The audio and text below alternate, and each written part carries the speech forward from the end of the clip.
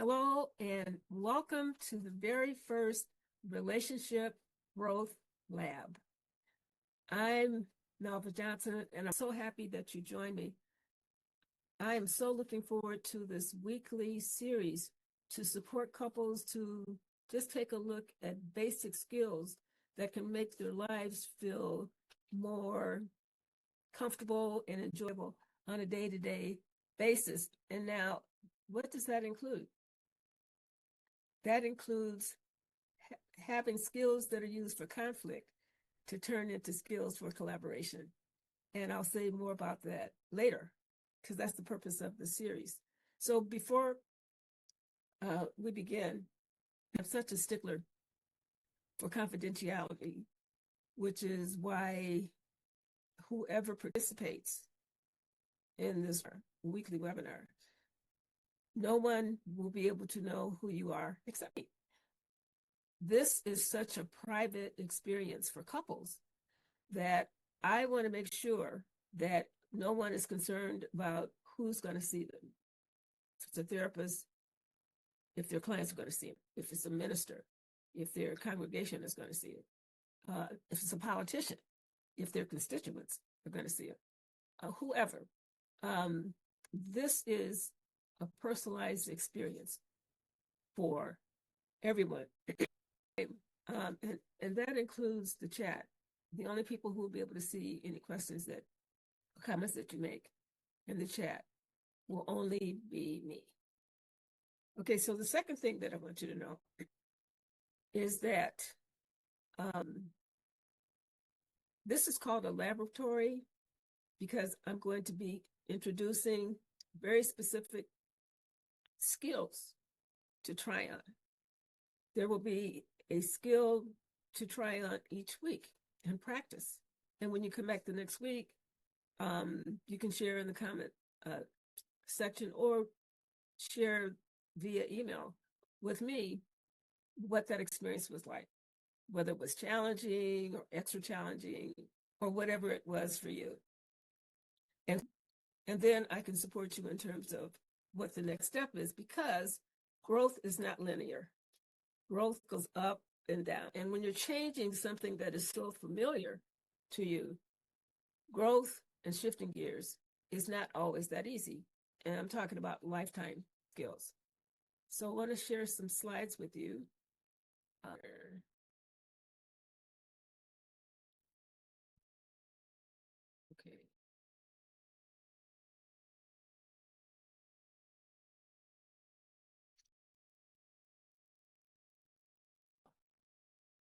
So in terms of skills and skill setting and anything that I present, I like to tell stories of real people having real experiences. And if you see any names on the screen, they're not their real names. Because when my husband and I wrote our book and we interviewed 6 couples for a whole year, each couple had an opportunity to decide what their names would be in the book. And so Ben and Ada is a name that we used in our book. So let me tell you a little bit about their story. Now, they've been married for over 20 years, and they absolutely 100% love each other.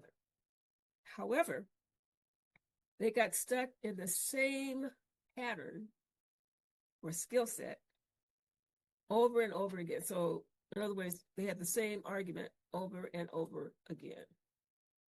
And even though they didn't like it, they didn't know what to do about it. And this couple who loved and cared about each other deeply knew that they needed support to shift gears. I mean, they tried everything that they knew, because sometimes people say, I tried everything and nothing worked. Well, a lot of times people try the same thing over and over again, and it absolutely guaranteed will not work. And so the good news about their marriage is that, yes, they had the ups and downs. The ups were exhilarating. I mean, exhilarating. And the downs could be exhausting because they would get stuck in that rut from time to time. And when things are not resolved, they tend to simmer beneath the surface over and over and over again. And so what their pattern, their skill set that got them stuck looked like this. Okay. So here's what would happen. And Ada was usually the person who would bring up concerns. So she would raise a concern. And usually her concern, her frustration, was about Ben not hearing her out. I mean, Ben was the kind of person that he liked to have quiet time, especially when he got home. I mean, he had a demanding job and he needed time to shift gears before he engaged with anybody at home. So unbeknownst to Ada, she didn't know that that was going on beneath the surface. Even though he told her, she didn't quite gel. So she became frustrated every time he came home from work 5 days a week and would want to just chill out in his chair. He needed the quiet time. But she was ready to talk. So she would be frustrated because he wasn't available. She would express her frustration in a pretty intense tone. Now, the way that landed on Ben was he became quiet. I mean, he was already trying to be in a reflective, shifting gears kind of state. So he would withdraw from her. And so she would interpret his withdrawal as indifference. She would say to herself, if he really loved me, he would talk to me. That was her love language. His love language was to prepare himself to reconnect with her after he went through his day. And so since Ada interpreted Ben's reaction of withdrawal as indifference, she would push harder and harder and harder. Now, Ben would interpret that intensity. It was not just the frustration, it was the intensity of the presentation as criticism. And he would continue to withdraw. Now, sometimes it would get to the point that he would strike out because he would take it in and take it in and take it in. And then he would get to his boiling point and he would just strike out. And so the predictable results that they experienced over and over and over over the years was they both felt misunderstood. She felt lonely because she needed to have that kind of connection. And he felt discouraged because like if he felt like he was being criticized, he's thinking, can I do anything right? And in the moment, he was thinking, absolutely not. So here's the compassionate truth about what was really going on. If you can relate to Ben and Ada in terms of things going downhill and having the same experience over and over again, and having feelings that represent distance and a ruptured connection, then you may be having the Ben and Ada experience personalized to you. And here's the reality. The reality is couples like Ben and Ada are not struggling because they don't love each other. That is very clear that they do. They're struggling because their relationship pattern or current skill set does not match the result they want. And the main result is connection. However, Ben needs time to take care of himself and shift gears before he connects. Needs to reconnect like right away. I mean, all day at work, things would happen and she can't wait to get home so she can share it with them. Because that is soothing for her to be able to talk about her day. So turning that skill set and that pattern around is what this relationship lab is all about. So what is the Relationship Lab?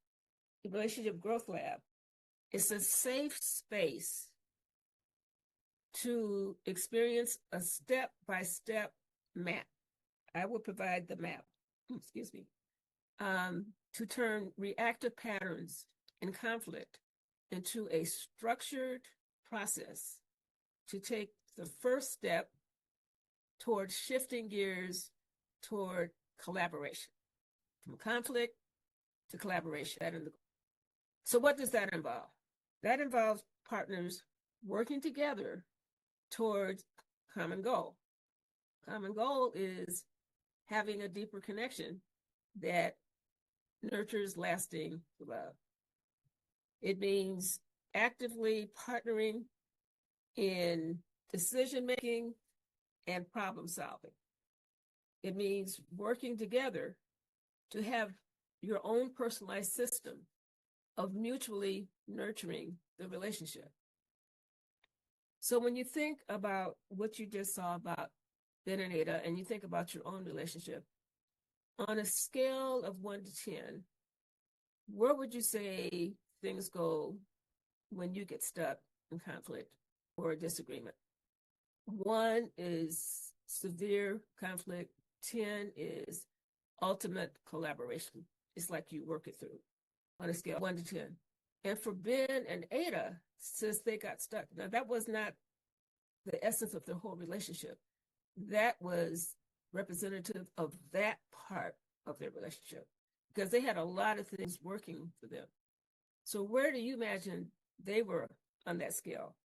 And more importantly, where do you fall on that scale? So here's what the Relationship Lab is about in terms of fostering collaboration. It's about updating a disempowering skill set. A lot of people criticize each other's reactions. And here's the deal. People react to discomfort in a way that they have learned how to do over their lifetime. That's how they survived in relationships. I'm not saying that it works. I'm saying that's what they do because that's what they know. What does Maya Angelou say? When we know better, we do better. So let me just take you through the process. And this is what happens on autopilot. One party gets triggered. And then when they get triggered, an emotion is activated on the inside in the nervous system. And then there is an interpretation of the trigger and the emotion. And that interpretation becomes a story about what the other person is coming from. And it could be far, far away from where the person is coming from. But there's a story, there's an interpretation. And then the person reacts. So here's the deal. So Ben and Ada, usually it was about Ada not feeling heard. So Ben can make a comment. There could be a certain tone of voice from Ben in response to something that she's saying, or it could be something that Ben forgot to do. And so here's what happens in the body and the brain. The brain job, the primitive part of the brain's job, is to scan your relationship environment 24 hours a day, 7 days a week to determine if anything that's happening in any given moment is a signal that it's a threat, or which means fight, flee, or attack, or if the experience that the person is having is safe, meaning it's okay to connect. And so within that process, within that context, that for Ben and Ada, and for many couples, many people, that emotional state could be irritation, it could be a hurt, it could be a frustration, it could be a fear, it could be any number of emotions. It could even be disappointment. And then the other part of the brain creates the story in terms of assigning meaning. So for many people, the story could be, the interpretation could be, this person doesn't care about me, doesn't love me. This always happens over and over again. I'm not important. That's what they feel. And that story leads to a knee-jerk reaction. And that knee-jerk reaction has a negative impact on the other person who triggered in the first place. And then that leads to what I was saying earlier, feeling misunderstood, feeling lonely, feeling discouraged. And so if a person doesn't know anything different, they repeat the pattern over and over again. Well, what the bottom line here is that the brain is wired for survival and protection, not connection, the primitive part of the brain. The other parts of the brain are wired for nurturing, but the primitive part of the brain is activated first. So when couples slip back into old patterns, I mean, they can try something new, but since these patterns are hardwired in the brain, people go into autopilot. And so they could do something different in the here and now.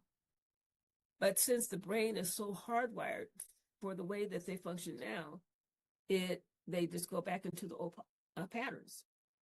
That's important information to have, because a lot of people say, I tried everything, it didn't work. Their partner will say, you're still doing the same thing over and over again. Of course you are, because you don't know anything different. So slipping back into old patterns is just information that there's an opportunity to do something different. It doesn't mean failure. It means that in that moment, your nervous system took over, because the primitive part of your brain says, what's going on right now is not safe. It is time to protect. Okay, so here's the good news. The good news is shifting gears to collaboration is the opportunity to shift gears, because new skills can be learned. No one that I know of, and I've been around for a long time, no one that I know of, and I haven't seen it in the research either, and I've done a lot of research. No one is born knowing how to navigate conflict with grace. And so just like people develop skills, they figure it out on their own about how to navigate their relationships. Sometimes they're successful in terms of how they show up, the version of themselves that show up. Sometimes they're not successful. When they're not successful, that is the time to look at the possibility of developing new skills. And new skills, in addition to being introduced, new skills can be practiced. You know, people set goals for the year, people set goals for their life. When they don't take actions, the goals remain a wish. When you're developing new skills, it's important to have the information about what skills to develop and how to develop them, and then they need to be practiced over and over and over and over again until they become natural. There's a skill building ladder that helps people to stay focused on staying on track. And the more you practice, the more natural it becomes. I mean, you don't even have to think about it. But in the beginning, you do have to think about it. You have to go into reflection. You have to think about what happened. You have to think about what kind of response that you want to give to the other person. Now, that doesn't excuse the other person if they're being hurtful. It doesn't excuse that at all. You have to prepare yourself to communicate what it is that you need in your love language in a way that your partner can hear it. So that clarity is first. Clarity is first. And so with the consistency, well, new patterns replace old ones. And actually, new skills replace old ones. And that is very important for transformation of the relationship. All right, so let's return back to Ben and Ada and their process. So this is what they discovered when they got support. So they were introduced to the same tools that I'm sharing with you. So this is what they did individually when they went into reflection. Because when you get into that tender, vulnerable place called the heat of the moment, it's so important to get away from the heat and go into a safe space within for both of you to do that so that you can create a safe space to process and then to respond differently. So in that safe space of reflection, the first thing that is real important is to identify the specific behavior. So for Ada, it would be, instead of saying, "You never listened to me, Ben," she learned to say, when I approached you to share something really important to me, and I was really discouraged that you didn't respond. Or we were in the middle of a lively conversation that was really inspiring to me, uplifting to me, and then the conversation stopped right in the middle, or you interrupted me. The specific behavior. And then the next step is to name the feeling, because feelings get triggered, just like I had on that symbol. When that happened, I felt frustrated. I felt ignored. I felt discounted. I felt disconnected, whatever the feeling. So they both came up with the feeling that described their experience. The third step is when connection is ruptured during arguments and disagreements, there is a specific hurt. Now, a lot of times when I'm talking with couples and I'll ask the men about the hurt, sometimes they'll say, "Well, I wasn't, it's not hurt, I was just angry." But when we start peeling away the layers, they're able to identify the hurt and communicate it. Because when I look at the layers, I'm looking at that part too. And also in this part, you're describing. So the fourth step is to make a clear request. So, and the clear request is not what you didn't do. It's not criticism. It's not, "I want you to read my mind." It's a very clear request like, "Could we take 10 minutes for me to share what it is I wanted to share when you got home?" Because really, when Ben got home, it was not a good time for him to hear Ada. He needed to shift gears. Because it's not that he didn't want to hear Ada. It's like he needed to take care of himself first. And that's not selfish. That's important. And then the next step is to do that over and over and over and over again. And remember, these are first steps.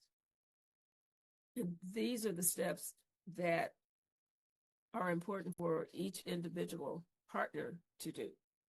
And this is the first step toward collaboration, clarity. Because when you're clear like that, then you begin to practice, both parties begin practicing those skills.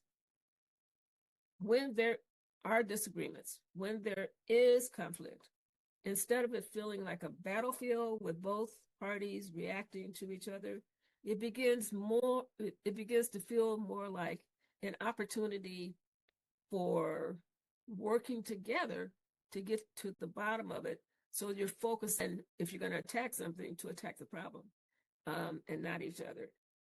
And when that happens, it's like this is what keeps us apart.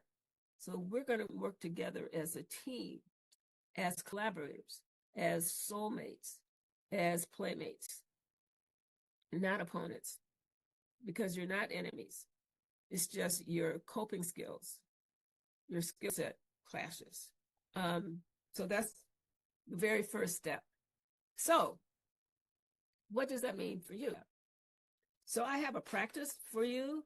Each week there will be a practice for you to apply, because information is one thing, but what makes a difference is practicing. And so I want to share with you a 15-minute reflective check-in that you can begin to implement like right away. This is how it works. So pick one small moment of tension between you during the week. Now, couples do not experience tension every single day, but there could be something that happens during the week that triggers. So the moment that happens, pause. And and pausing means to take a time out. And what's interesting about this, the time out, is that some couples come up with like a word. They could come up with the word, let's pause, let's take a break, we're triggered, let's take a break. Whatever it is, it's so important for both parties to go into reflective mode individually. Because if you react in the heat of the moment, you're going to repeat the same system over and over again, that predictable pattern. So in that safe space within, by yourself, ask yourself this one question. What am I actually feeling beneath all of this? And clarify that feeling. When I talk about feelings are one-word descriptions. If it's more than one word, it is a description. You just want one word. It could be a series of one words: disappointed, frustrated, hurt, whatever the one feelings are. And that's what you do by yourself. And so when you come back together, you just do one thing, and that is to make one simple request. Notice the response that you get that may be different from what you experienced before when you were operating in the other pattern, the other skill set. Notice if you get a different response. And the person who is the recipient of the response, if there is a no to the request, it's going to be important to give 2 yeses. That won't work, but I'd be willing to do this or this, And for that process to take root, it is something that has to happen over and over and over again.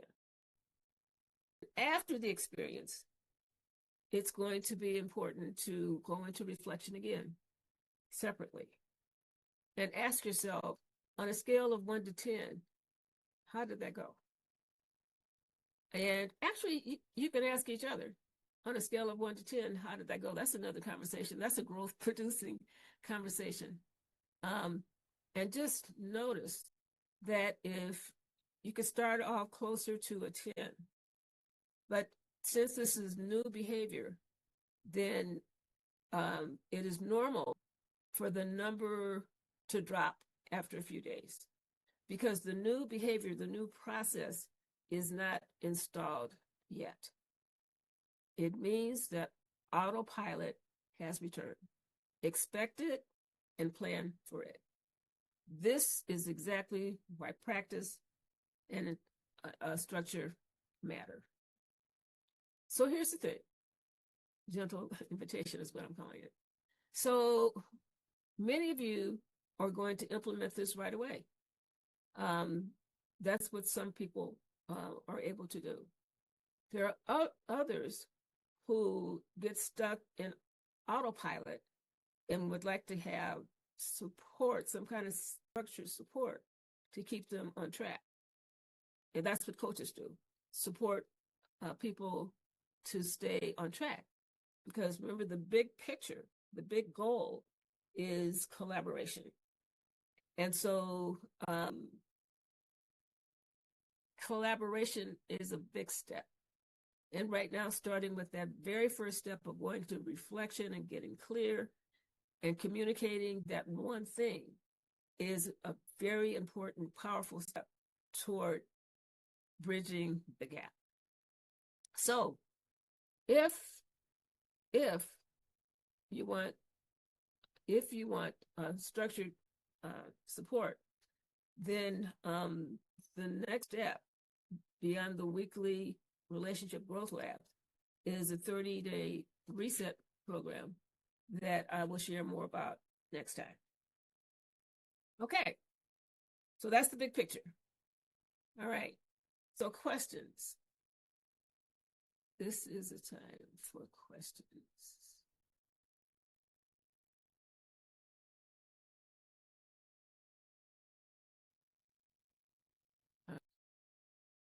I do have a couple of questions.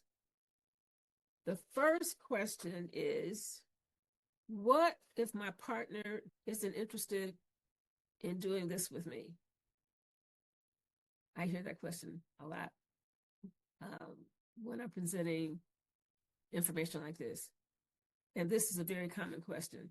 So one of the encouraging things that we learn, I still say we, throughout the years of working with couples, is that change often begins with one person.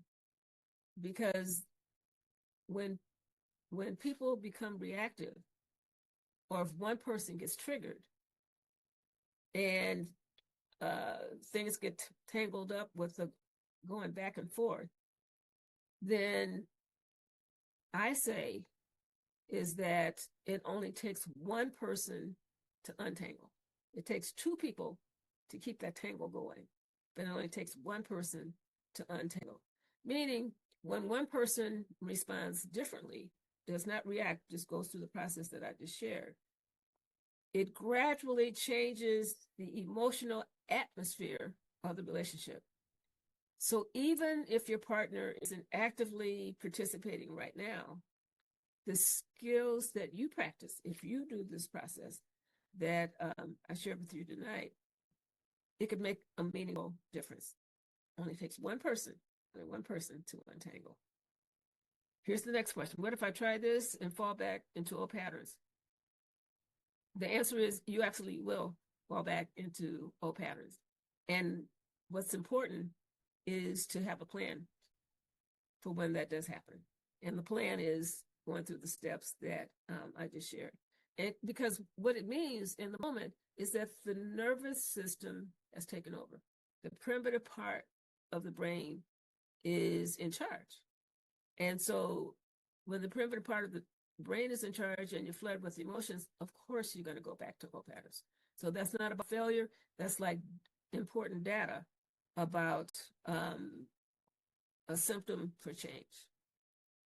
Then another question is, what if our conflicts are more serious than the example that I shared?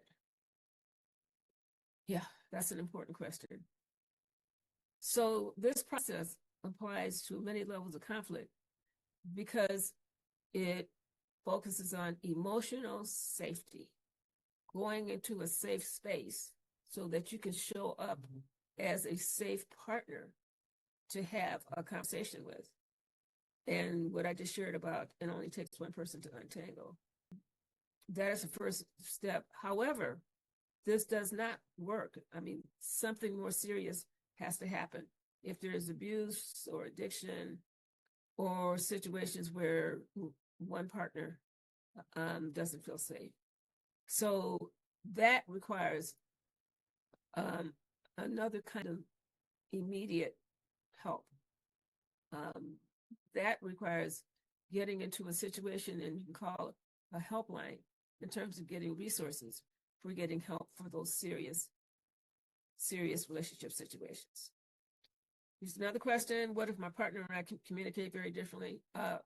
Yes, partners do communicate differently. Who's the person who wrote the book, The 5 Love Languages? Beautifully spelled that out. And the most important part about that is being able to communicate your love language in a way that your partner can hear, and to hear your partner's love language in a way that they feel heard. Because the difference brings value and richness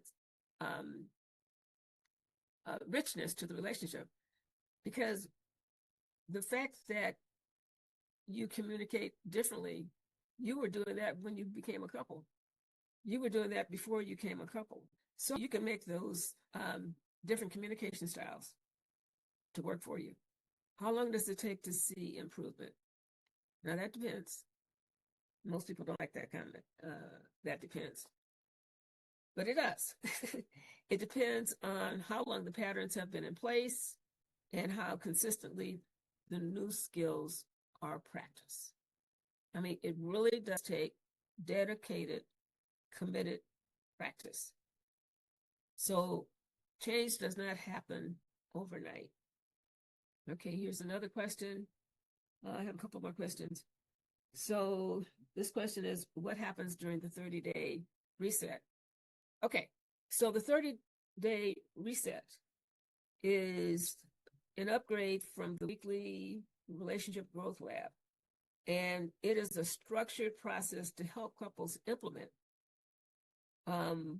what is shared during these weekly webinars. So it is guidance and support and accountability. You get to hold each other accountable in a positive way to stay on track. So growth happens faster in a structured environment because it's safe. You have a framework, you have a structure, you have steps, and you literally have someone being with you to support you when you get off track, when you go on autopilot. So some people can do that on their own. Most people that I've worked with over the years, they need support. And it's so interesting when people get the support and they take the steps and they feel the progress, they're inspired and motivated to keep taking those steps. All right, just a couple more questions. Would the 30-day reset work for couples who have been stuck for years?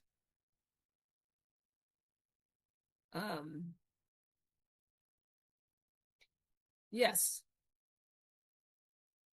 that's one of the reasons. That's one purpose of the 30-day reset program. It's designed to support couples who have been repeating the same patterns that are hardwired in their brain and their nervous system to have support to shift gears. Again, like I was quoting Maya Angelou earlier, when we know better, we do better. Doing better sometimes requires support. Support in interrupting the old patterns. Because you know what happens when you're having a conversation with someone and you're on a roll and you're really in your groove sharing something, and then you get interrupted. And then after the interruption, you try to go back to what it is that you were saying and you can't remember. That is the purpose of the new skill building, to shift out of being an autopilot. Because if you're in autopilot and you get interrupted, then you've already broken the system, and then you can install the new skill over and over again. Last question.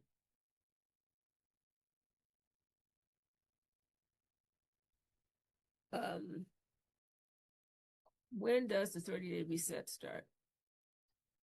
Okay, so the reset begins soon. I'll be sharing more information about that as we move forward. Right now, I want you to get started on practicing these new skills. Thank you for your question. And if there are additional questions, just email me, and I'll be happy to answer them. And again, I may answer the questions during the weekly webinars, and your name will not be attached to it. So it's really safe to ask questions. It's really safe to make comments, because when one person has questions, it probably would help others as well. So thank you so much for joining me for the very first Relationship Growth Lab. This is what I know for sure. And I know this is the third time I said it, but when we know better, we do better. There is a safe place to have support, to shift gears, to work together, to build something new in the areas that are not working. It's important to acknowledge the areas that are working and to reinforce them. Having a place to go every week, so my plan is to do this weekly, having a place to go every week where you can learn something new that's going to support you to show up in your relationship as more and more of the best version of yourself. It's like that will work for you and will certainly have a positive impact on your relationship. And I can tell you, your partner, I'm sure, will be happy to see that. So you'll feel it, and your partner will be able to feel it too. Just imagine the two of you working together, turning conflict into collaboration so that you're working together as teammates, soulmates, and playmates. I mean, you're in a relationship. I always say, let it work for you. I mean, it is so important to be able to feel, when I see my partner, whether I'm with my partner or not, I am in touch with good feelings. It doesn't mean that we're not going to have struggles. It means that we're going to have a way to work through them in a way that we feel closer and closer and closer. So I want to leave you with this question for you to ask yourself. And that question is, what kind of collaborator do I want to be this week? So we're starting off with the very first step. And the first step is inner reflection for clarity. I would love to hear your feedback and your questions, because these weekly relationship growth labs are designed just for you. I look forward to next week. Take care. Bye-bye.